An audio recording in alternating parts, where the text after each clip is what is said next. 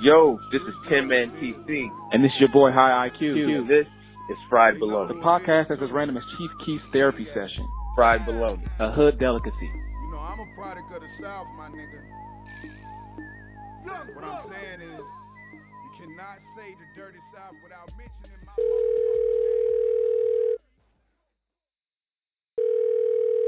What's up, bro? What's going on, man?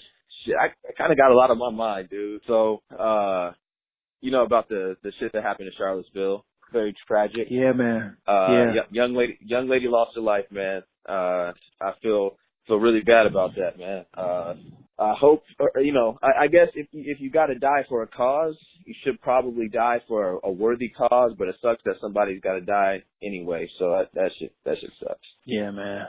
That was sad, dude. And I'm really baffled at how the president of the United States, the country that we all live in, is not really condemning the motherfuckers that did this shit. Like, at the beginning, there's violence on both sides. There's wrong on both sides. And then, like, his mother basically pulled him by the ear and said, now you say sorry, you condemn the bad people. And then he went up there with an attitude and said, I condemn the KKK and white nationalists and white supremacists. Like, he didn't really mean that shit. He did it because he had to. And then he goes back the next day and was saying there's violence on both sides. I got a question for you. Let's say you see somebody walking down the street with a weapon, calling you all kinds of names, maybe, saying a whole bunch of inflammatory things that are going to arouse anger, arouse discomfort, and they are more or less threatening you with violence. Mm-hmm. What are you going to do in retaliation? Fight back, bro. Right. So isn't the antagonizer the person kind of at fault for the violence to begin with? Absolutely. 100%. If somebody punches you first, you gotta punch back. Yeah.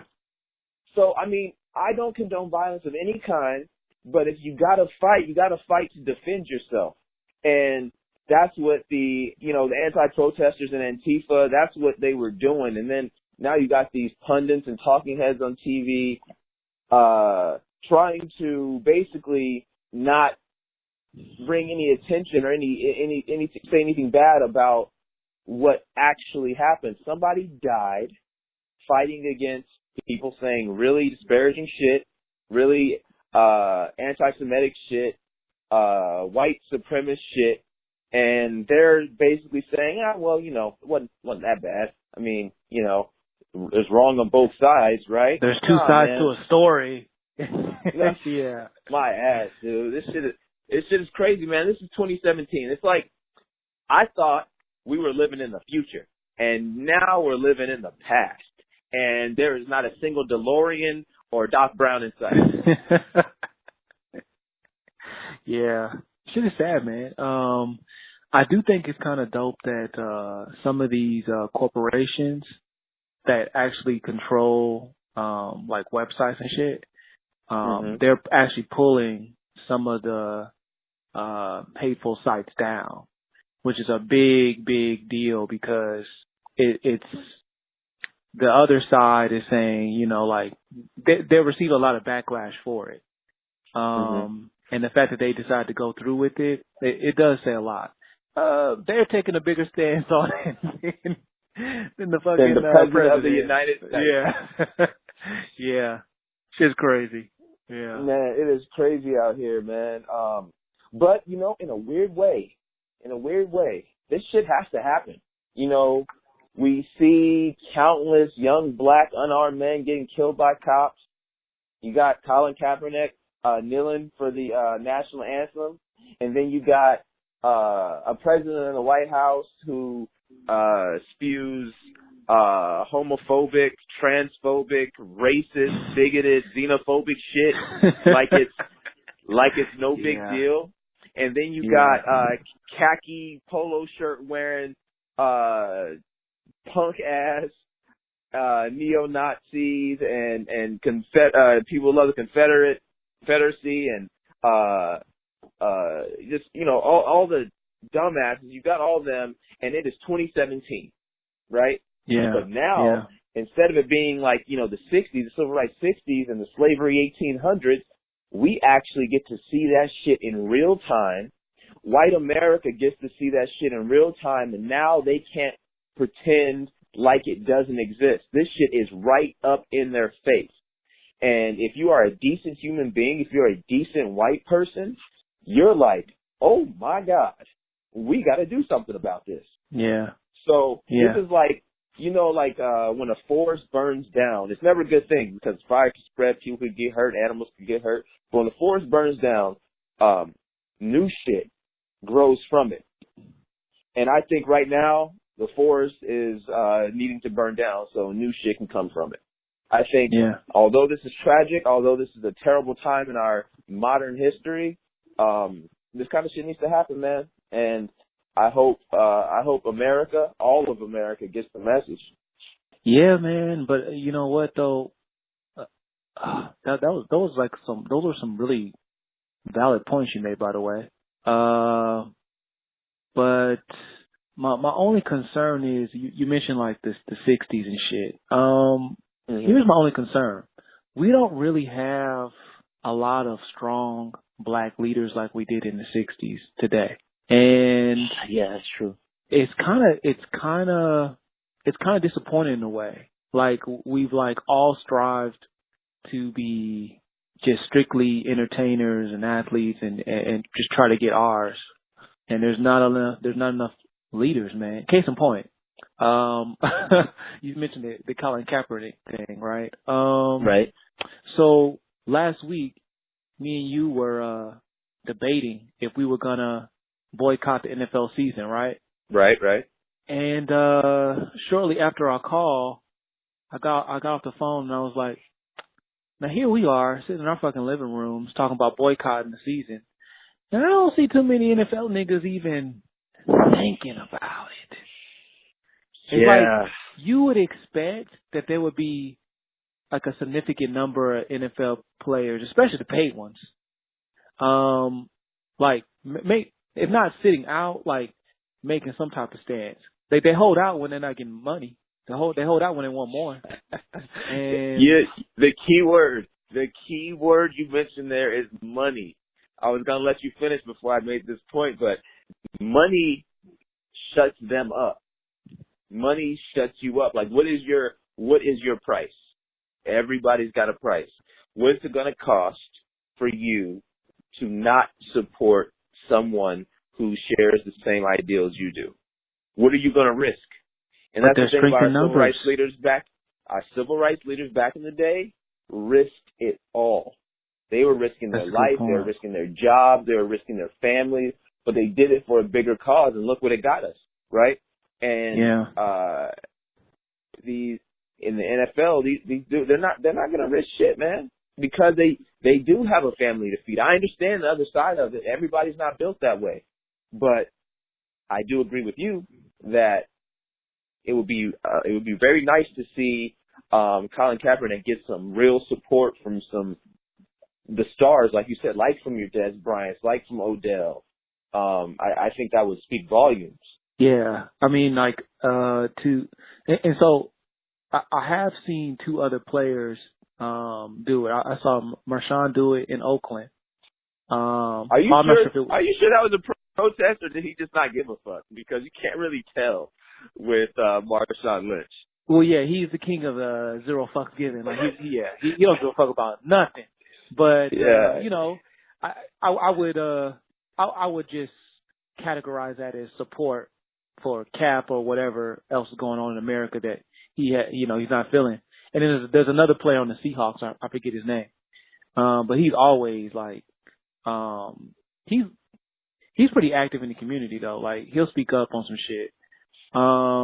But that's pretty much it, man. And then what pisses me off more is the fact that, so you're not gonna sit out or you're not gonna do anything to support what Cap is doing, or just to make a stance that you just really are disappointed in what's going on in America. You're not gonna do anything, nothing.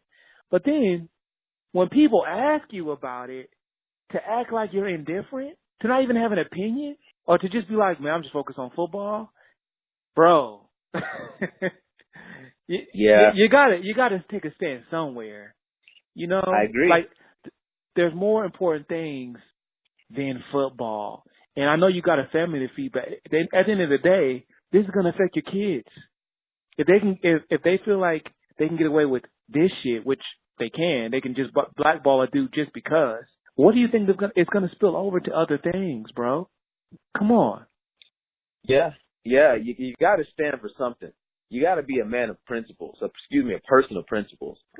You know, you can't compromise yourself for money all the time. You know, I find it very disappointing that there's no shouts out to LeBron James, who always has something to say when a social issue comes up.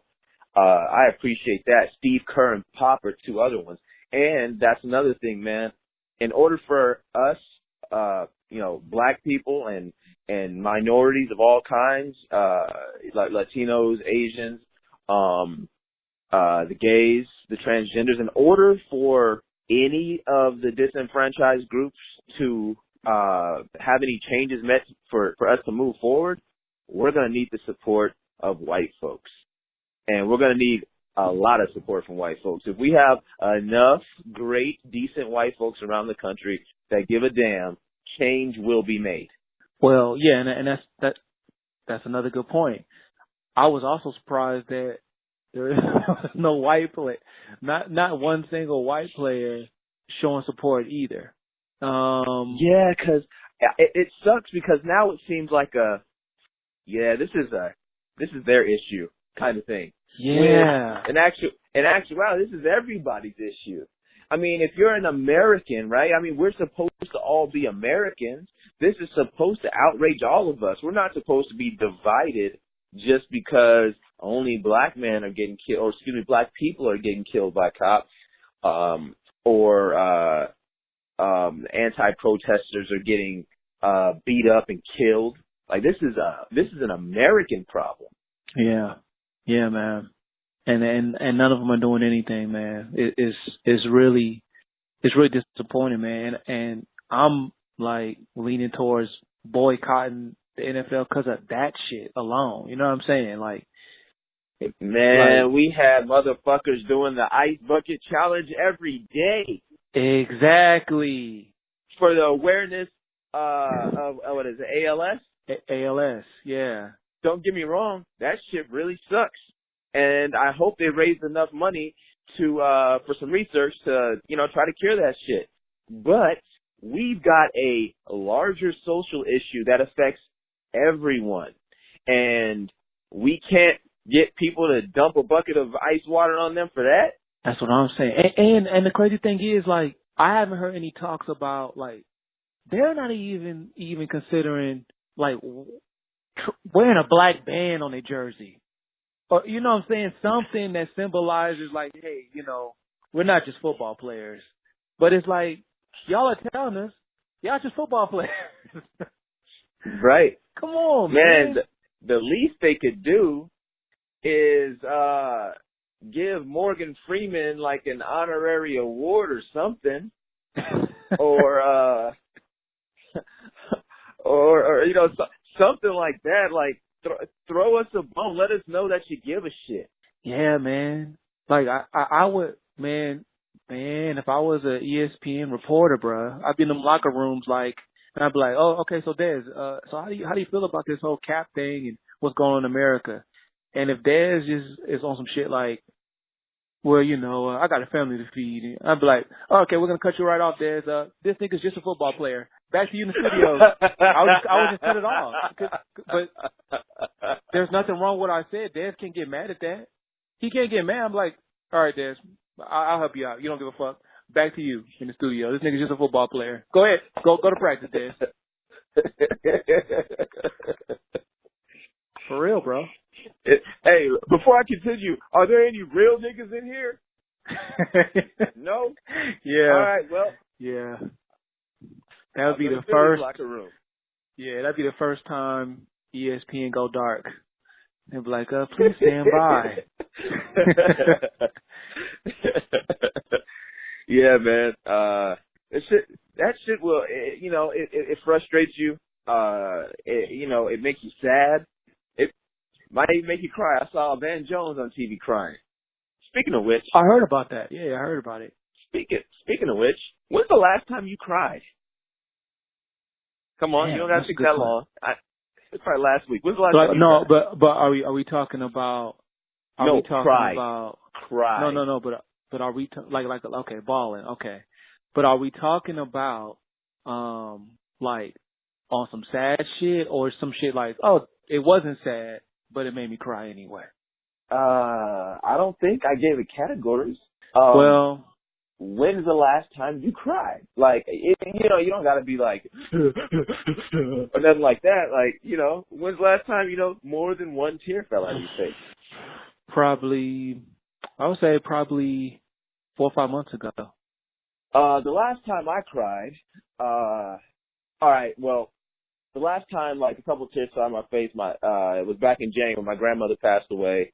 And, it was my mom's mom. Very sad. I miss my grandma. We all miss her. I wasn't that close with my grandma, but, that's still my grandmother. But the last time, like, I really cried was at my brother's wedding. And I remember that. Yeah, you told me about that. Yo, dude, I could not. I was crying to the point I could not talk. I didn't even think I could get moved that way. And it was pure joy. I couldn't be more proud of my brother. I couldn't be more excited for this time in his life, man. I've been to a lot of weddings, and it was just you run in the mill, congratulatory, great job wedding. But seeing my brother happy, man, that moved me. So yeah. So was there any like particular thing? Oh shit! Damn. Just looking at him.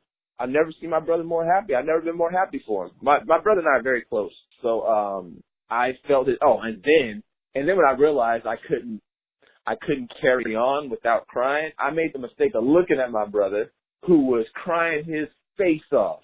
I was like, oh God, I can't look at this fool. Then we start crying. Then he came and hugged me. I didn't even get to finish my speech. I wasn't even a minute in. So you started crying in the middle of the speech. Yes, and my little sister made it through her speech, and I couldn't even make it through mine. Yeah, that's not a good look. But you made it through. I mean, you eventually got. No. I had to give up the mic. I could not talk, yo. Like I couldn't speak. And then I tried to pull him aside and tell him, and I couldn't finish that either. So I just gave up. Damn. I figured a hug would just suffice after that. Yeah, man. Yeah, man. She got real to you, man, in that wedding, man. I don't know, man. I haven't been to too many weddings, but safe to say, if the dude is getting married, if you're close to him and he's balling, it's a good probability that you're probably gonna end up shedding a tear as well. You know what I mean? Yeah. Just facts. Yeah. It's fucking facts, man. Yeah. And here's the thing too is my brother's wedding was the first gay wedding I went to, and it happened to be the most beautiful wedding I've ever been to. They made it into like a weekend thing. It's like it wasn't a one day thing. It's like they got married in the courthouse, which is a dope thing, and then we went to dinner, and then the next day was like the reception, whole event, and it was a dope weekend. And all these straight weddings, man, I got shit on gay weddings, I'm telling you. Well, yeah, I actually went to a gay wedding like 2 years ago. There's 2 women, man, and they were more so like, don't get me wrong, of course they were like happy that they were getting married, but the fact that they can actually legally get married, they were right. It was like a big deal. So like that was like tied into their speeches and shit and everything. I was like, God damn, like think about that. Like up until 2 years ago, or maybe 3 years ago, I can't remember. Like it wasn't even legal. Like, like legally recognized. You know what I'm saying? That's some crazy shit. Right. Bro. You know what I mean? Right. Hey, and that could be the part that makes it even more beautiful. You know what I'm saying? Like, is the fact that it's not enough to just be with someone that you love. Like, they were being withheld from, taking it to the next level in their relationship. And then finally they get to jump the broom. That's dope, man. Yeah. Yeah, it is. Shout out to gay marriage. For real, man. For real. Some bullshit that that it took that long, man. Like, oh man, like that's fucking crazy. This goes back to the first part of this conversation. Do you know what country we live in? This country was built on nothing but hate and separation and segregation, and one group always thinking that they're better than someone else because their God said so. You know what I'm saying? Like, this is the kind of country we live in. Hey, also speaking of God, are you a church goer? You go to church? Not really. Not really. Not really, man. Not really, or not at all. I'm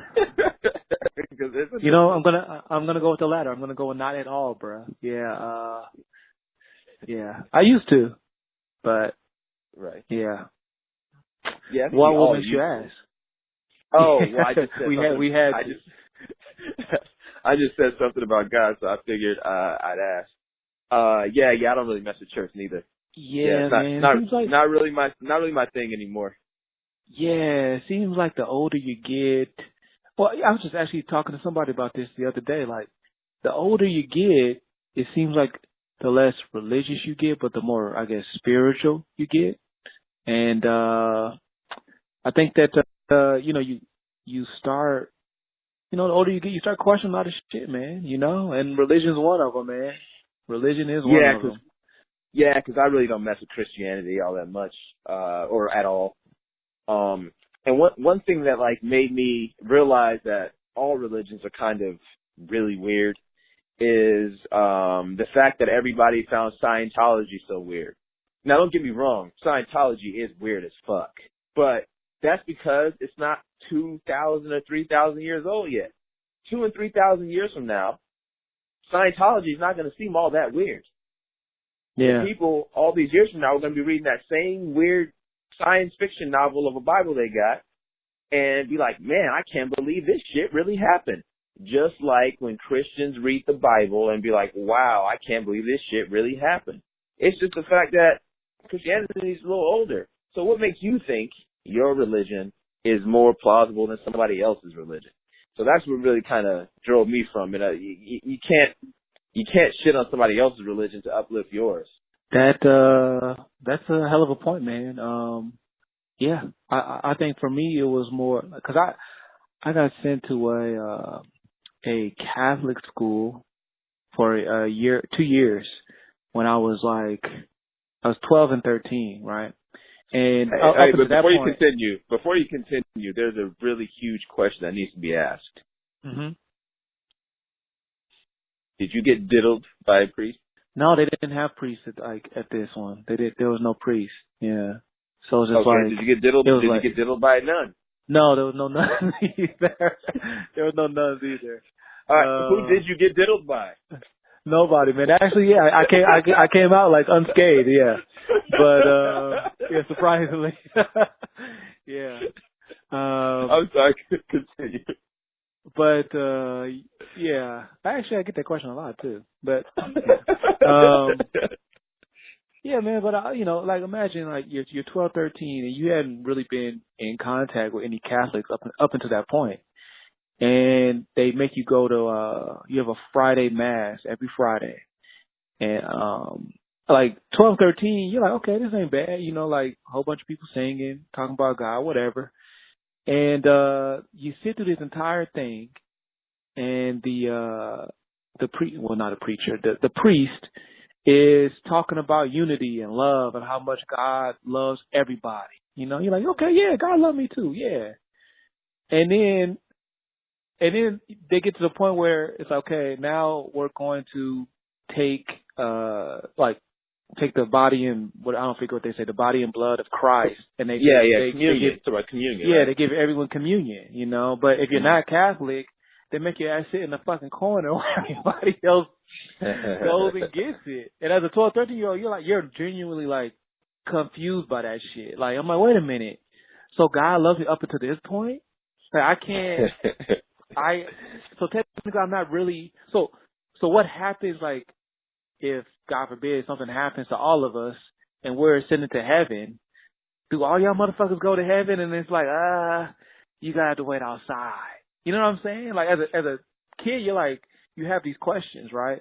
And when you ask, like, a teacher, or even when you ask the priest at mass, they're like, well, and all they try to do is just get you to convert.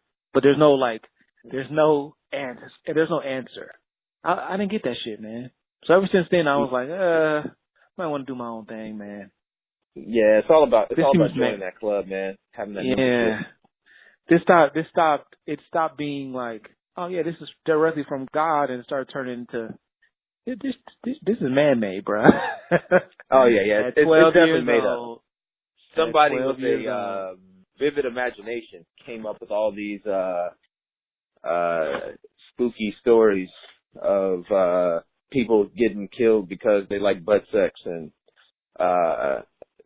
you know and then how slavery is okay. But then like you go to like the New Testament, and then you go to like the New Testament, all of a sudden that God is like, nah, I chilled out considerably. I'm a whole new guy.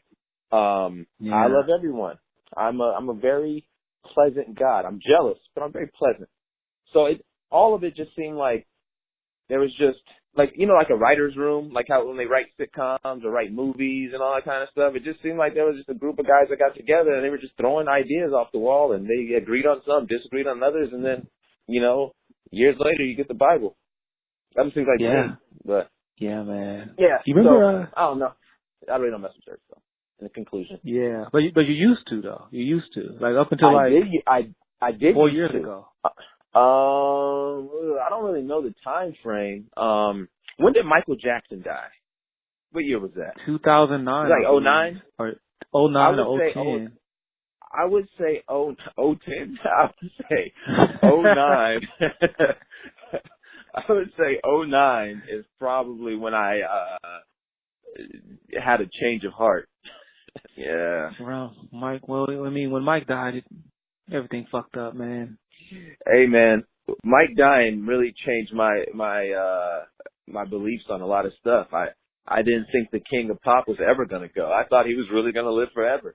I thought he had some secret like serum or something that was going to keep him alive forever. And then the dope got him.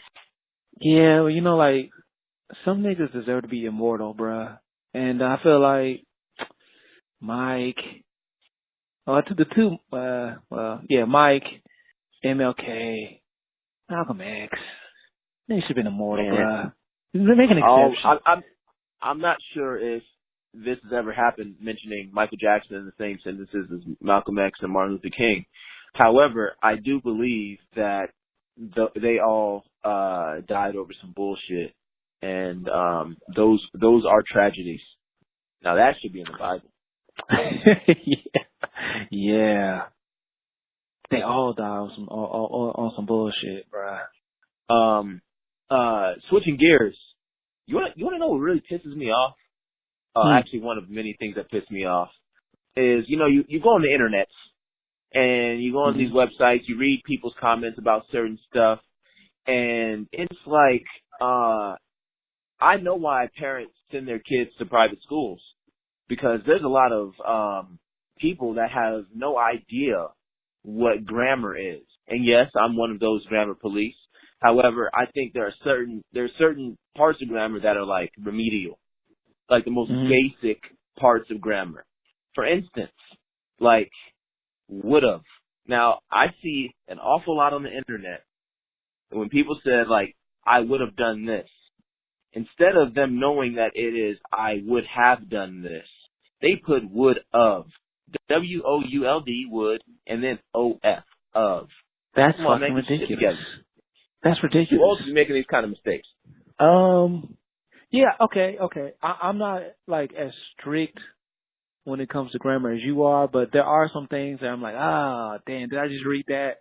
One of them is like, okay, I'll let it slide if you're like, I was talking to those people over there, and you spell it THEIR. Okay, whatever, you know. But when you spell that motherfucker THEY''RE, come on, man. Just slow down for a second. Understand what you're saying. That's all you got to no do way. is There's no slow reason why down this should happen. for 1 second. No, too old to be making them mistakes. Yeah, man. And then I think like a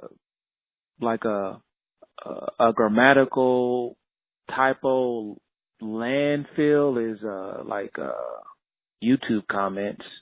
Like I don't really comment on YouTube too much, but when I am on there, I do tend to read like the back and forth sometimes. It is entertaining. Yeah, me too. And motherfuckers be getting heated as fuck, right? It'll be like you'll see like one controversial comment and it'll be like 21 replies. I'm like, let me click on this shit, And I'm reading it, and this is like this is like 2 days ago. I was watching the Mayweather McGregor video, right? Like some video, and people was going back and forth, right? Dude, I kid you not. It must have took me like I was like probably 8 comments in, and the whole time I was like, you're reading this shit quickly. You're breezing through it. Right. You're skimming. Right. And I thought this motherfucker was speaking Spanish. His grammar was so fucking bad. Like I thought it was he's just not from this country. And then I was like, then like the other dude was like, that's why your ass can't read and write. Right? And I was like, why would he say that shit? Why would he? And then I scrolled down. I was like, wait a minute. This nigga don't know how to write. It was just all like you know how you sometimes like abbreviate everything, but he was abbreviating shit where I was just like, I don't think he knows how to spell the word. I think he's just you can't abbreviate everything. You can't abbreviate everything. And here's the thing. It's like he's already on the internet. He might as well look up what he's trying to spell. Open a new tab, motherfucker. Yes. All you gotta do is open up a tab and Google what you don't know. Man, yeah, bro. It's like we have every bit of information at our fingertips, yet we're too lazy to access it. Yeah, I sometimes like people, like when you're reading shit on the internet, it's like you're driving down a really, really bumpy road, like a road full of speed bumps, and you can't get through those sentences. yeah, it is fucking frustrating sometimes. Yeah. Hey, you watch a lot of TV, right? Not so much now, man. No, but what's up? Well, do you watch TV like later in the evenings? Yeah, I would say so. Yeah. Do you see those like party line or chat line commercials? Every now and then, yeah, I'll see one. Yeah. I remember when them shits were popping like back in the 90s and early 2000s, chat and party lines, because the internet hadn't really caught on yet. So like chat and party lines made sense to me, right? Yeah. You call and you hear people speak freaky, you probably rub one out and then you go to sleep. At least that's how I imagine it was. I've never called one of these chat lines before. Yeah. But how are chat lines still a thing? Well, you got the internet. That's the $1 million question. You've got everything at your disposal, and yet you want to call and hear somebody talk to you? You know what though? I don't know how they're in business either. I don't know how businesses stay in the flow, because you gotta, look at the overhead. You gotta pay the chick to talk, and you gotta pay for those cheesy commercials. I don't know how they're making that much money. I think it's probably the porn companies that are like funding it. This is like their philanthropy. Maybe. This is the way they give back. Maybe you're right. That's actually a good ass theory. We should actually investigate that shit. You might be right. You might be 100% right. But I will say though, I was listening to a podcast. There's like some like psychologist on there, and he specializes in like fetishes and relationships and shit, right? And he was saying that like some people have like fetishes where it's so extreme that like it will be absolutely absurd to you. And I think like, do you just have a fetish of hearing a chick talk on the phone to them directly and say dirty shit? But yeah, I guess that is true. Yeah, I mean that phone line. Look, in this same episode, this guy told me, well, not me, but to the guy. He was like, there's a woman who makes a fucking living, and roughly 6 figures a year. Okay, and yeah, now you got to say something that's gonna piss me off. This is gonna piss you off because this is gonna be So she makes a living. All her clientele are really wealthy men, right? And I'm gonna try to. You're not gonna believe this shit. So she never has any contact with these men. It's all email or over the phone. And upon signing up, right, like with her, right, as a client, you give her all of your like banking information, all of you your do banking, what? like you do what? No, I know, right? Let me finish though. Wait. So you give her like your banking information, like you know, like your B of A account and your password and all that shit. And some guys even go a step further where they give her everything. Like here's my passwords to my emails, to everything, right? And the fetish is that she like threatens to financially ruin you. And that's a fetish some guys have. To be on the brink of like having like zero power and having a woman be able to just like in your shit in a matter of minutes because she has all your information. And like they'll call her and they'll be like, you know, I've been a bad boy, and she'll be like, well, I'm gonna have to withdraw $50K from your account. Oh my! Hey, one would argue that's exactly what marriage is. Just get fucking married, bro. Just get married. It's half. I hear you're fucking with me. I don't believe any of that shit, bro. Like, I couldn't believe it either. I was listening to this shit. I was like, this can't be real. And sure enough, I googled that chick, and it's real. Like, she has a website and everything. I can't remember her name, but I'll find it. Yeah, it's legit. It's legit. All right. So when I hear the word fetish, I usually think about like it's a sexual pleasure. So are they getting sexual pleasure out of this?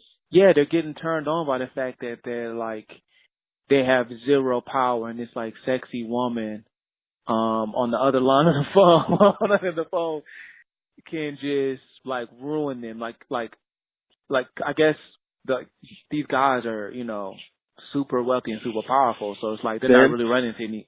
Yeah, they're not really running into anybody. Extreme. They're not really running into anybody that's like fucking with them on like a power level. But then it's like they come home, it's like I'm completely powerless. This bitch about to wipe me out. Yeah, crazy. Yo, you'll never hear of a really rich woman doing this and allowing some broke dude to basically financially ruin her. You'll never hear that Oprah has this kind of fetish. You'll never hear that shit. Because once a woman's got her shit, she ain't letting nobody else have it. Yeah, man. I don't get it. Yeah, I don't get it. I still don't get the whole like. So we're married, and I met you when I was worth $800 million when I met you, and then we get married, and now I'm worth $900 million, and you get half when we split up. I don't understand that logic. I don't get it. Like when Juanita took half the Jordan symbol. Remember that shit? Yeah. I'm a big MJ fan, as you know, but I think Juanita deserved that. Why do you say that? Hey, the only reason I say that is I feel a special connection to Juanita. I feel like she's been down for all this time. They've got 3 kids together. She's been with MJ through most of his career. Actually, throughout his career, excuse me. Mm-hmm. So MJ, his name, his brand, his skill, built his empire. But Juanita was there. But let's go to like a different, because Juanita wasn't a gold digger. I think my frustration would come from like a gold digger who meets a dude who's already wealthy, already worth us $800 million. And then they, they get married, they divorce, and then she gets half. And they were together for maybe 2 years, 3 years. Nah, she don't deserve any of that. Not a dime. I agree. I don't think that I think it should be a crime to make someone give away half of them. Like, they're acting like she's incapable of now getting a job since she's not with a wealthy man anymore. Yeah. Shouldn't she just take her ass to work if she wants to make some money? Get a goddamn job. Right. But see, this is where the fucking legal team steps in. It's like, oh, wait. But no, Your Honor, like, it's not for her. It's for the children. You see, the children, Your Honor, they got accustomed to a lifestyle. And no matter how much Miss So-and-so works, she'll never be able to achieve that type of success. Well, a multimillionaire lifestyle. So it's for the kids. That's the type of shit. Okay, fine. Then he should have full custody because the legal system is not necessarily set up for this ultra wealthy man to not have to pay her $250,000 a month. Like, that's what you need to live. What the hell is spousal support anyway? How is somebody not capable of getting a job?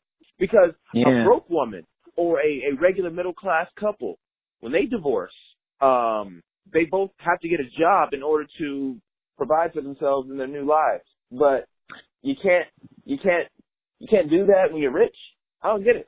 Yeah, I don't get it either. Bullshit. I would rather hear the judge slam the gavel and just be like, okay, verdict is reached. Mr. So-and-so agrees to just lend Miss So-and-so his contacts to help her get a job.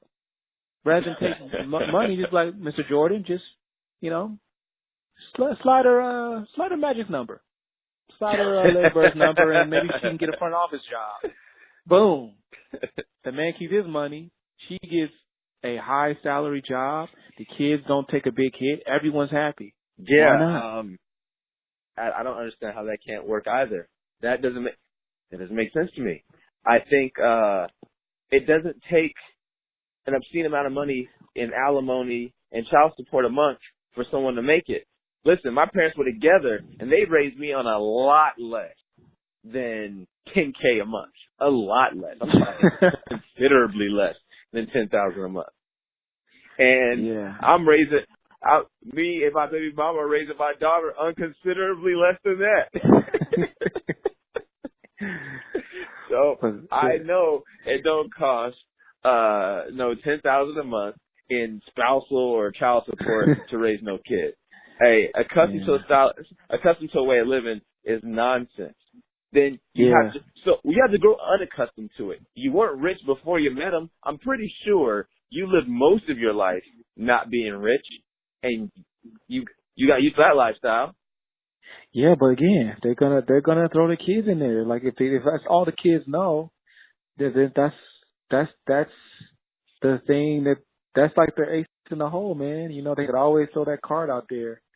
My thing is here's my thing. Like when you bring this argument up to females, the first thing they say is, especially if it's like an athlete or an entertainer going through it, the first thing they'll always say is, no. While he was on the road playing games, she was home taking care of the kids. And I say, stop all that bullshit. Consuelo was taking care of those fucking kids. The nanny was taking care of those kids while they was out on Rodeo shopping. We see it, and it's like we see it on basketball. So you're acting like you didn't marry into this lifestyle. All of a sudden, it's a problem. Like everybody in that situation, everybody's got to play their role. The husband is playing professional sports, or he's a big time CEO, and you both agreed that he would work, bring home the bacon, if you will, and she would raise the kids, or stay at home with the kids. Not raising, they're both raising them, but she's staying at home with the kids while you're working. So don't make that all of a sudden a burden when it's divorce time. This was an agreement that y'all made. If it wasn't, then she should have got her ass up and got a job and do like most working class parents do, is get a babysitter. Oh, and then have the babysitter watching me. I'll pay them, every month to watch your kid, or every week, or however much. Nah, man. But then you know what though, you got to pick your poison, because as much as we're complaining, you get upset when the chick just gets used to a way of living, and all she does is she just stays at home, right? But then on the other hand, you see some of these episodes of Basketball Wives. And by the way, I've literally never seen an episode. All right. It's an adventure. But so on the other end, you see some of these females, and they'll randomly say, well, I've been thinking about it for a number of years, and I decided to start my own fashion line. And then it's like, wait, where did this come from? And then it's like, cut to, they have their own shop, their own space on Rodeo. I'm like, that's a lot of capital. I mean, I respect the entrepreneurial hustle, but you know how many people that are starving, just trying to get their fashion line started, and they just don't have that capital? And it's like, do I give you an A for even trying, or do I really not give you props because you got unlimited fucking capital? Money talks, my friend. And no A for effort. They got they got the express. They were in the express lane. Yeah, and you see, and then you hear them talk about it, and you just hear no fucking hunger. You don't hear any hunger in that voice. It's just more like, I got bored, and I went to fit them for 6 months, and it's in me. It's in my blood. It's like, no, it's not. No, it's not. And they'll be the first one to tell you how much they did grind it. Oh, God. Oh, man. Shout out to all the hobby entrepreneurs. Yeah, I don't think you're getting getting all these DJ shows booked because of your hustle and grind. And maybe because you're a data fucking NFL player. I don't know. Yeah, it's probably because of your bump and grind. Oh, God. Oh, that's we talked about on Instagram, like a chick doing a pose, and she's in a fucking pretzel, and she's like, 10 years ago I was in a deep depression, but now I hustle hard and stay on the grind. I was like, this has nothing to do with the fucking photo, though. This has nothing to do with the photo. 10 years ago, I was battling depression. Now I'm a prostitute.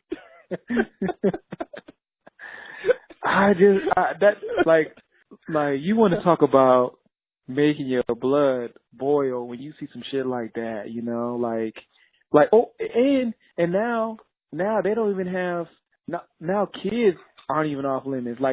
There'll be pictures of the chick picking up her kid at school, and it's like the camera is positioned in a way where you see a little bit of the kid running to the mom, but the camera's really focused on that ass. Yes. She's bending over, pick up the kid, and it's like, I love my little kitty. He's the reason why I grind and hustle. I'm like, oh, God. Yeah, you got a million likes for this photo because people love the fact that you love your kid. Come on, bro. Yeah, stop, Mom. You can't even. The things them thoughts do for a like. Oh, man. Yeah, it's utterly despicable. Hey, so at work there's a sign that says you can't smoke within 100 feet of the building or something like that. And then you see these inconsiderate assholes not following the sign. Now, first of all, I think cigarette smokers are some of the most disgusting people on the planet. And I don't even understand how smoking cigarettes is still a thing. But the worst thing you can do is make me walk into your cigarette smoke because you're not 100 feet away from the building like you're supposed to. Follow the goddamn rules, man. I'd agree with that. Yeah, I agree. Yeah, that, you know, I don't really care. Like, if you're gonna do the cancer sticks thing and you're in a rush to get cancer, I'm not really tripping. But my thing is like that when you're a smoker, that stench you carry with you. Like, even when you come in first thing in the morning, you smell that smoke, and it's like it's not a pleasant smell. So do they smell it? Yeah, I don't know. I mean, it's just kind of strong, bro. I would think so. I mean, it's like even like if you smoke a lot of weed, you still smell weed on you. You know, you know that you smell like weed, right? Yeah, but people don't smoke cigarettes like they smoke weed, or don't smoke weed like they smoke cigarettes. So, like, when you smell weed, like, you know, that's a very different kind of odor. But when you smoke cigarettes all the time, like, do you stop smelling it? Oh fuck! You know, this is a time where we should open up a new tab and Google that shit. But here we are. We're fucking late. Yeah. I don't know. Yeah. There's no way I'm Googling that. Yeah. I think that's one of those. Leave a comment right here and answer these questions, please. Yeah. And I'm actually in front of a computer right now, and the computer's on, and I have not attempted to actually Google that shit. Yeah. But maybe someone will, comment and let us know. Yeah, maybe. I don't know. I think I think cigarette smokers. Like, if I had to guess, I think cigarette smokers don't really smell all that well. I don't think they know how offensive they really are. That shit is reeking, man. That shit is, yeah. That shit's not cool. No, it's not. It's not. They all should carry around like a pocket-sized bottle of Febreze. Like, you know, they have the pocket hand sanitizer. There should be like a pocket Febreze. Oh yeah, Febreze is probably gonna take that fucking idea. Yo, write that check. Cut that check, Febreze. Yeah. Seriously, where's my royalties at? Hey, what's up? You know, we talked about the Spider-Man Homecoming movie. And yet again, I find myself watching another movie, Suicide Squad. Fucking Suicide Squad. Did you see that movie? Yes, I did. Well, before we get into Suicide Squad, I just want to let you know that everyone I've talked to that's listened to the last call about Spider-Man couldn't disagree with you more. Oh, well, that's fine. They're not comic book fans. That's fine. Yeah, they're like, IQ does not know what the hell he's talking about. Oh, God. People, you know what? People don't even know. You know where they got the inspiration for that movie from? This is from the fucking director himself. The producer said this. They were inspired by The Breakfast Club. That's all I'm gonna say about that. They're inspired by what? The Breakfast Club. Not the niggas on the radio. The actual real movie. I gotta say, what DJ Envy got to do with Yeah. Yeah. Not Angela, the actual movie about these niggas in detention. Nah. Yeah, I'm good. But anyway, back to Suicide Squad. That movie has so much potential. Well, yeah. I mean, let's talk about the fucking build up. It's like, okay, you got Will. This movie's been out for a year now. Well, that's the thing though. I watched it. I didn't pay for it, but I watched it when it first came out. Right. I was like, not really good. Right. Then it was on 2 nights ago. I was like, let me give this motherfucker another try. Worst case, there's some action scenes in there. It entertained me. Right. And that's probably one of the biggest mistakes I've made because it's probably one of the worst movies I've seen in a long time. There's some things in there. Statement. Yeah, there's some things in there, but it's such a letdown because you see all like such a talented cast. But there's some things in there where I'm like, I'm literally watching this, and I see a scene, and I'm like, what the fuck am I watching? Right? So there's a scene where now, to the best of my knowledge, I don't think Harley Quinn has any superpowers. No, I don't think she's she just does. really crazy Yeah, and I guess and dope. I'm a huge Margot Robbie fan. yeah, same here. Yes, Mm-hmm. she's an amazing actress. But yeah, yeah, I enjoy her work. yeah, we should actually just yeah, okay, but yeah, so Harley Quinn is his regular superhero, right? So there's a scene in there where I guess there's like these mummified bad guys that look like right mud. And Harley Quinn's in this elevator, and boom, one of the mummified bad guys like breaks into the elevator, and they start fighting and shit, right? I was like, okay, I like a good fight scene in the elevator. Let's see what happens here. And fight scene's okay, and then Harley Quinn proceeds to take a hard right to the face. Just like just try to eat that shit like Margarito. Just ate it, right? And there was no reaction like, damn, that was good. Now these guys are mummified soldiers, so they're big guys, you know, and they're trained and all that shit, and they're swinging hard. And she just ate that shit and just kept fighting like it was nothing. I was like, what the fuck am I watching? Right?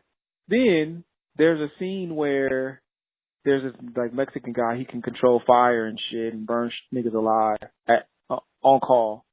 But for the entire fucking movie, he decided not to use his powers because of something that happened in the fucking past, right? And he wasn't using his powers when niggas was attacking him, trying to kill him. He wasn't using his powers when the fate of the entire fucking world kind of depended on it. No. It took Will Smith to get into his face and give him a fucking pep talk for him to finally use his powers. And he essentially wiped out all the bad guys in this one scene. I was like, what the fuck am I watching? All right? I give that movie, after watching the second time, I give that shit a 1 out of 10. A 1 what? A score 1 out of 10. 10 being... A 1 out of 10? Abso-fucking-lutely. Yeah. Yeah. It's all right. So, like I said before, the Suicide Squad came out like a year ago. So the fact that we're talking about it right now is hilarious. Hey man, they show on fucking demand, man. They show on demand. I'll indulge you. So before I went to go see the movie, I heard how bad it was. And I generally don't listen to other people when they talk about how good or bad a movie is. I like to make those decisions for myself. So I was like, I'm going to see this movie anyway. So I went into the movie with very low expectations. And then I saw the movie after the movie. After I was done, I was like, that wasn't as bad as they said it was. Doesn't mean it's good, but it wasn't as bad as they said it was. So I'll give it definitely a higher score than a 1 out of 10. I think the movie was at least a 6 out of 10. Okay. Now, I understand all your points, right? But I'm just going to tell you to do this. Watch it a second time. just watch it. Take the challenge. Take the Suicide Squad challenge. Actually, this is a real challenge. Take the Suicide Squad challenge. You know, I'm not going to bullshit you. I think I bought that movie. Okay, perfect. Okay, and actually, we probably need to put a disclaimer after I say this, but take the Suicide Squad challenge. Put the movie in, start it, take a load of gun, throw on the table. and try to make it through that motherfucker the entire way through. And if you can't, it was actually committing suicide. Yeah, if you can't, reach for that fucking gun. You're gonna be in a dilemma around the 30-minute mark, guaranteed. Guaranteed, man. Oh man, that's hilarious. Yeah, man, that shit was trash, man. Complete. Hey, speaking of movies, because you know, Suicide Squad, it pains me to ask you this question. It pains me, but William Smith. Are you about to get offensive? Huh? Are you about to get offensive? I'm going to try to keep it as respectful as possible. I'm just going to ask you a question.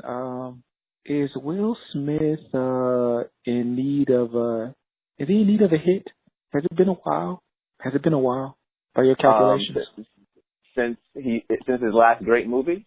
Yeah. Great what was Will movie, Smith's like, last great like, movie? like a movie, I was like, oh man, that was a hell of a movie.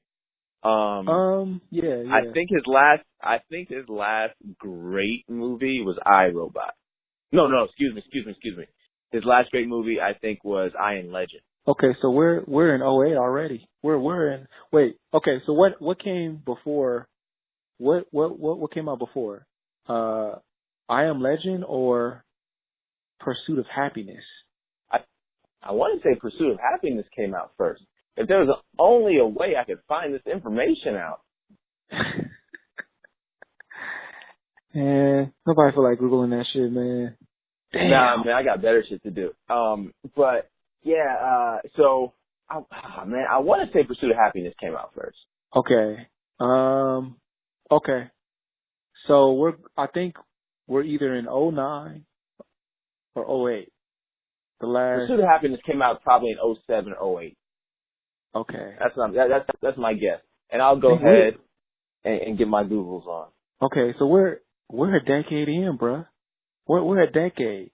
2006 actually was Pursuit of Happiness. Oh, well. So then I Am Legend came out in '07. Okay. Yeah, classic movies. Now, I don't think every great actor hits a home run with every movie, except maybe the closest we might have is like Denzel and Leo. But he had good movies. I thought Focus was a great movie. Maybe it was Margot Robbie. I don't know. But I thought Focus was a really good movie. I really enjoyed it. No, okay, that's the thing. Like, Focus, that was an entertaining movie. But, like, it wasn't like I left that movie and I'm like, yo, Will killed that shit. It's like, I mean, don't get me wrong. I'm sure acting's hard, but anybody could have been in that fucking role. Any, like, leading man. Throw your boy Idris in there. He could have done it. Same result. It'd been like you were saying. It'd been like the exact same movie. It didn't necessarily need Will Smith. Yeah. Like yeah, man. I think you might be towing the line of disrespectful. I don't mean disrespect. I mean, we grew up on Will Smith, but bruh, like I'm waiting. I'm waiting on like that movie where I'm like, Will's back, and isn't he making like 2 Netflix movies? Yeah, but remember we talked about that. I saw the preview and I was like, oh, this shit looks like it's gonna be trash. But maybe I'm wrong. I don't know. You're a really tough critic though, man. Man, my thing is this, man. If you're gonna expect me to pay my now, $19.95, yeah, $100 now. Come with some quality work, bro. That's all I'm saying. Same thing where, in the age of downloading, if an album is like good, like I can actually tell you put effort and time to that shit, I'll buy it out of support. I will buy it. You know what I'm saying? But show me something. I'm with you. I think, as a Will Smith fan, I do expect nothing but greatness from him. However, you're not going to get me to talk bad about Will Smith. I just can't do it. But it's not bad. We're just speaking facts.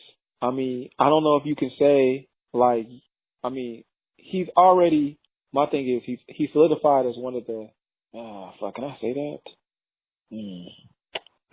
Look, he has a spot in Hollywood, okay, for sure. But I don't know if we expected Will to be where he's at. Like, I don't know if he's met our expectations, bruh. Like, I thought Will was gonna be like a notch below Denzel 2.0. Like, I thought he was gonna be like that guy. But you can't go a decade without a hit. You can't. Yeah, so are you saying that Will Smith is the Nas of Hollywood?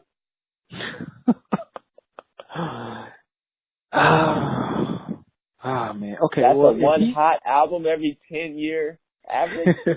If he's Nas, let's say he is Nas. Let's say he is. Who's Jay? Oh, that would be Denzel, wouldn't it? That would have to be Jay. That would have to be Denzel. But I will say this is, I don't think Jay-Z's had a classic album since the Black Album. Okay. And a Denzel's Black had Album. a lot of great movies since the Black Album.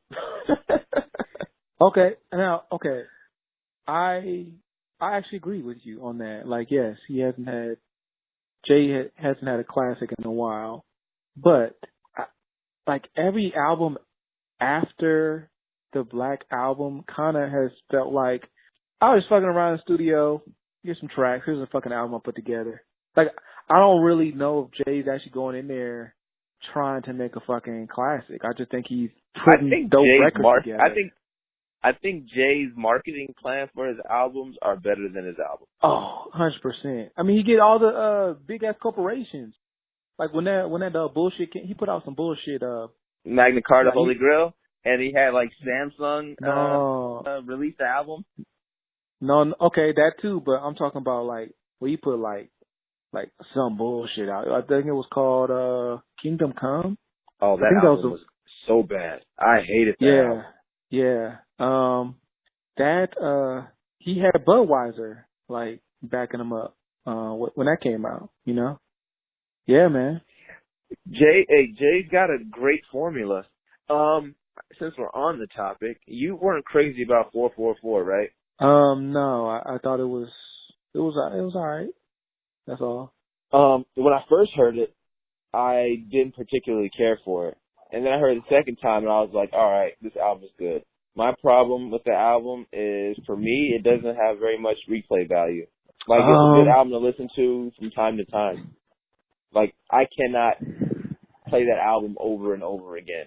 Well, yeah, but this is the Jay-Z problem we talked about. Like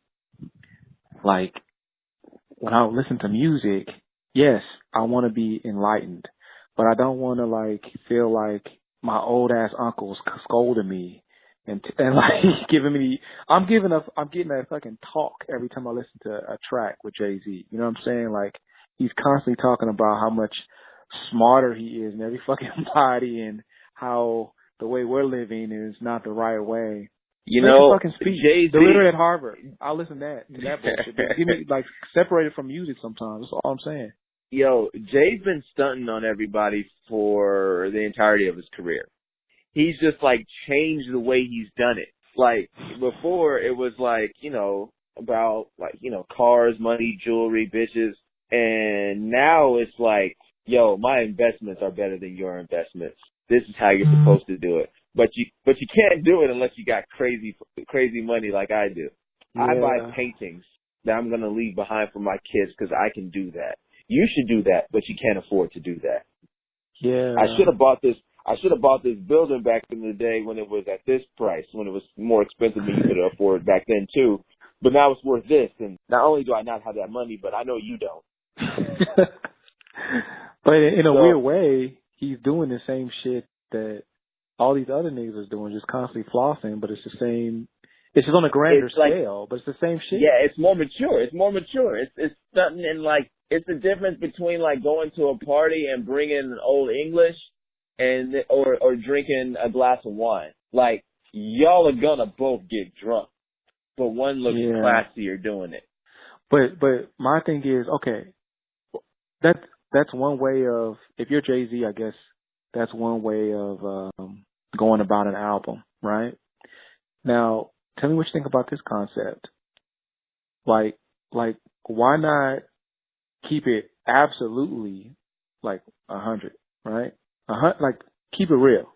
Why not create an album where it's like, it's about your life and it's about like the shit you see now that you're a billionaire, but the real shit, like how you're damn near worth $1 billion, but you're meeting with people that are worth 20, 30 billion and they still look at you like just a black guy. Now I know like the story of OJ touched on that shit like kind of indirectly, but like why not keep it real in that like arena, like you're experiencing, like what you experience, because we know he does, like shit like that.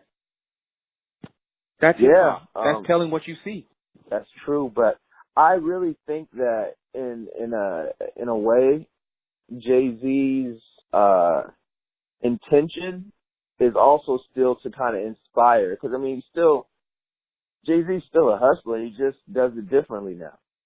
So I think it's still inspirational, but I don't think it's inspirational for like a regular 9-to-5er or even a street dude. Like, I think it's inspirational for like his peers or those right below him, like those who already got money and are looking to flip it. I don't think it really. Yeah, I don't think it applies to the yous and me's of this world. That's a good point. Yeah, I think you're 100% spot on with that shit. Yeah. Damn, that's a very small audience. And then like you got very small audience. That's probably why a guy like Charlamagne the God loved it so much, is because he's like, shit, I've got resources to attempt to be the Jay-Z of my arena. And I'm like, well, good luck. Have fun making more money. Yeah. Like, speaking of Jay-Z, you know, him and Beyonce are like either looking to buy a house or they just bought like a $90 million house. Yeah. What you need a $90 million house for? Oh man, to sell it for $100 million 3 years later. That's the only reason why to do it. It don't work that way no more, man. Well, I'm over here acting like I know everything about real estate. I don't. But you know how difficult it is to sell a $90 million house? Yeah, man. But they're not buying houses to fucking live in. And it helps with the fact that like previously owned by Jay-Z and Beyonce. It helps. That helps a lot. They're only buying it just to sell it. Yeah, you're likely right. I just think $90 million for a house. Okay, let's pretend let's pretend to live in a world where like they buy a $90 million house to raise their kids in. Mm-hmm.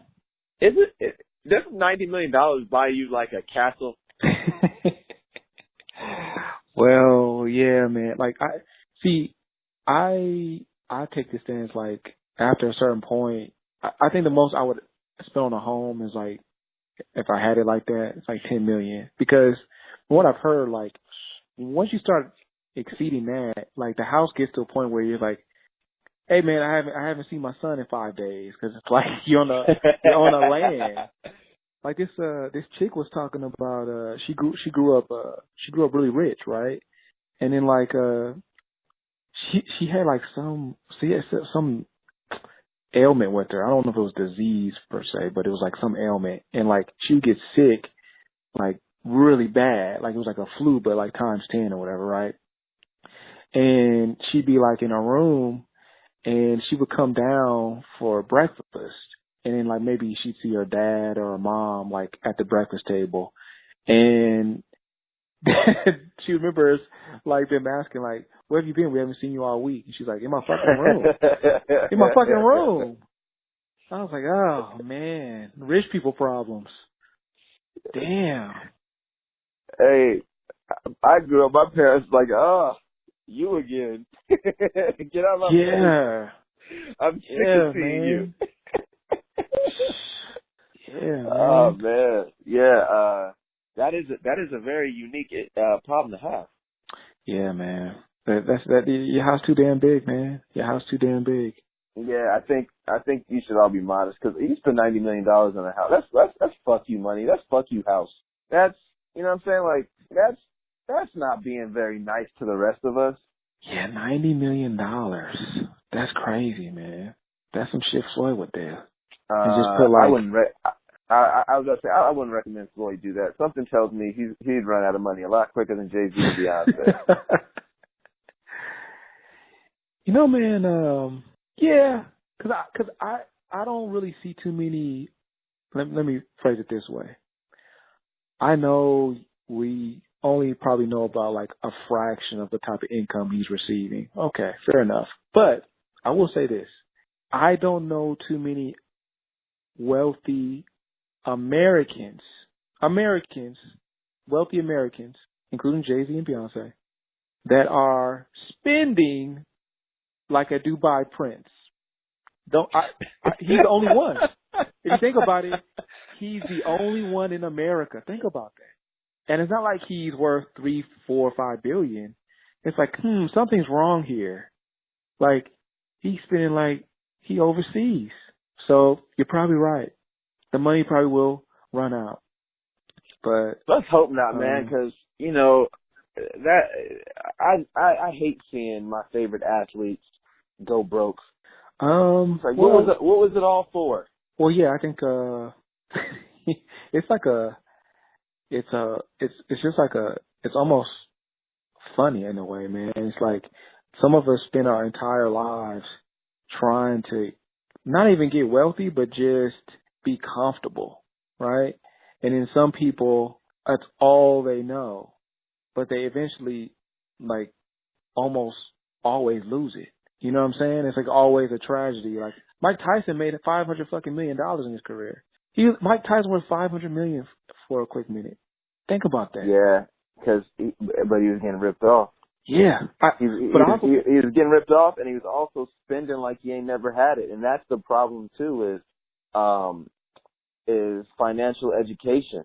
That's one thing that our favorite athletes and entertainers don't have because they don't come from environments where they know or been around a lot of wealthy people to, as an example, how to spend your money, how to save your money, how to invest your money.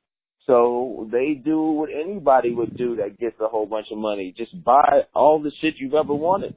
Yeah, that's true. But even if you take the steps to try to do it the right way, like I'm assuming, see, the problem is I'm assuming everyone we're talking about that has that type of wealth, that they're usually like very, very, very fucking busy.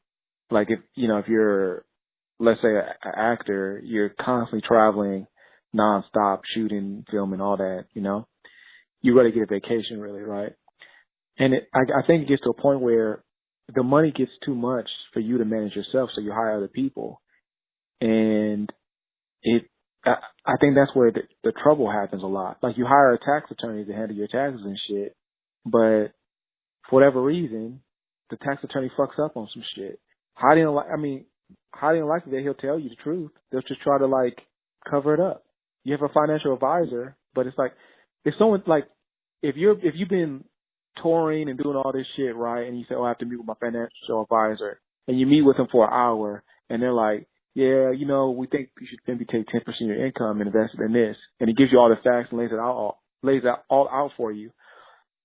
As busy as you are, and you're worth $100 million at this point, are you going to actually take that shit home, read through it, digest it, or are you going to say, I trust this guy, he knows his shit, go ahead and invest the $10 million? I think that's how this shit happens. Like, yeah, I think that's happening to Johnny Depp right now, isn't it? Oh, I think you're right. Well, I don't know. Johnny's like $40 million in the hole, so I don't know. But man, we're gonna be watching Pirates of the Caribbean for the next 20 years. He was making stupid, somebody was making stupid ass. I think it was Nick Cage. He was just buying a whole bunch of like Elvis memorabilia and all that shit. And Nick Cage was spending like Antoine Walker, man. It's crazy. Nicolas Cage is like the butt of every joke.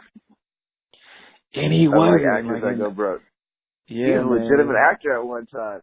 Hey, say what you will, National Treasure was a great movie, and the sequel wasn't all that bad either. I have not seen the sequel, but National Treasure is one of the dopest movies of all time, bro. Yeah, man, that's one of the dopest scavenger hunts. That's one of the dopest scavenger hunts I've ever seen. Yeah, man. And what would you say? Actually, he had another dope movie too. Came out like 2 years ago. No one knows. 2 years ago? No one knows about it. It's called Joe. Check it out. Yeah, never heard of it. Check that shit out. One of my favorite Nicolas Cage movies is Lord of War. Oh yeah, I saw that in theaters. That was like 2009. Yeah. I don't know what year that was. That movie was super dope. Yeah, it was a good movie. Oh, and his wife in that was bad as fuck too. Yeah. I don't remember. I don't remember the wife.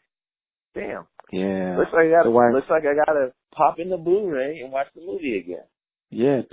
Yeah. And it's actually, you don't need to. It's on Netflix. It just came out on Netflix like 2-3 days ago. Yeah, man. Oh, that's what's up. Yeah. Well, all right then. Yeah, I'm gonna have to watch Lord of War again. I really like that movie. Yeah. Shout out to Jared Leto's in that motherfucker too. Yeah, he's in that movie. And by the way, Lord of War came out in 2005. You were sadly mistaken. Damn, really? Yeah. Jesus Christ. Yeah, man, we're getting old. You got to keep that in mind. That's a long time ago. God damn. When we say a few years ago, it's more like 10 now. I don't know, man. Like, yeah, but I still. There's two things about this. I don't really consider myself old because we're still technically millennials. You know, early 30s, no big deal. The second thing is I'm not really tripping about getting older. Like, bring it on. I really don't reminisce about like the good old days when I was 25, 26. So it is what it is. Are you one of those guys that's like tripping? Like, fuck, I'm getting older. I'm not tripping that I'm getting older like that. I'm denying my age or like scared of getting older. Nothing like that. It's just like, where did the fucking time go? Yeah, that's it. Time has flown by. That's a good point. Yeah.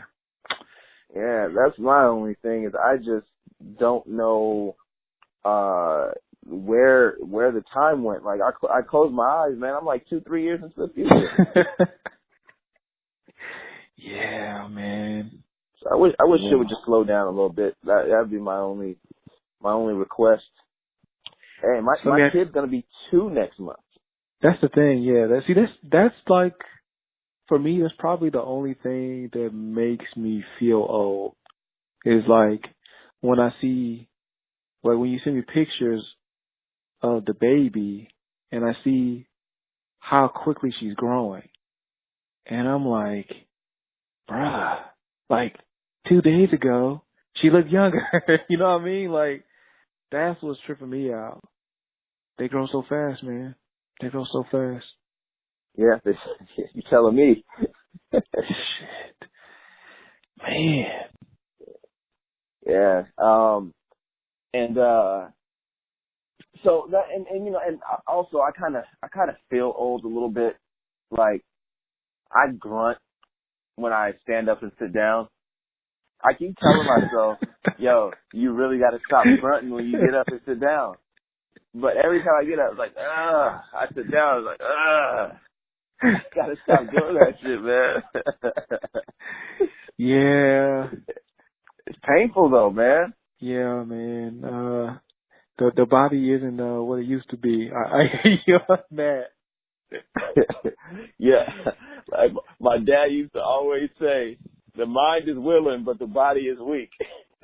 Yeah, man. Yeah. Yeah, because I remember the days where, you know, like if I hadn't really done any physical activity, I'm like, you know, I'm randomly just decide to go play basketball.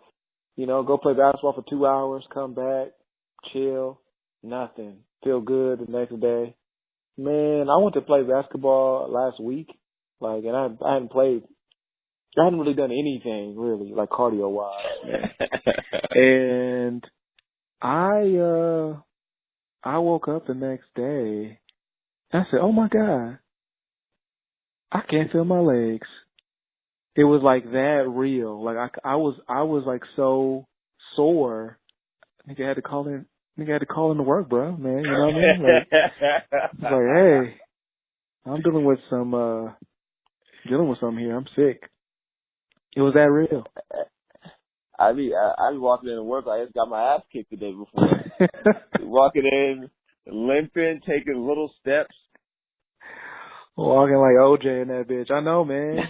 I know. It's crazy. Yeah, So that's the thing though. Like, if we feel this way, right? So what does a professional athlete towards the end of his career feel? How the fuck do they feel? Like, if you're 37, 38, and you're still like playing, like, what the fuck was Tim Duncan going through as a 7-footer, running up and down that fucking court like that? So And the travel. Sometimes I feel like I got hit by like a Fiat. I'm pretty sure they feel like they got hit by like a Mack truck. Or maybe, not to be too hyperbolic, maybe like a Ford F-350 Super Duty. Dude. That's why, man, I don't know how you feel, but look, I look at sports like entertainment. Let them niggas do steroids, bro. Let them do it. I'm pro steroids. I'm definitely pro steroids in baseball because that is the most boring sport of all time. There's got to be something to make that sport exciting. They try to let them fight to make it exciting, but no, like they don't really be fighting. That's funny you say that because I want to talk about the steroid thing. Don't remind me to touch on that, but I actually went to a Dodger game last week, and did you have a good nap? What's that? Did you have a good nap? Exactly. I actually went there and tried to have an open mind. Like, last time I went to a fucking Dodger game, it was like 94. So I was like, all right, let me try it. I'm going to actually go there with an open mind. And I was like, I just spent 2 hours watching niggas play catch, like, at the park. I could have went to the fucking park, grabbed a beer and a hot dog and chilled.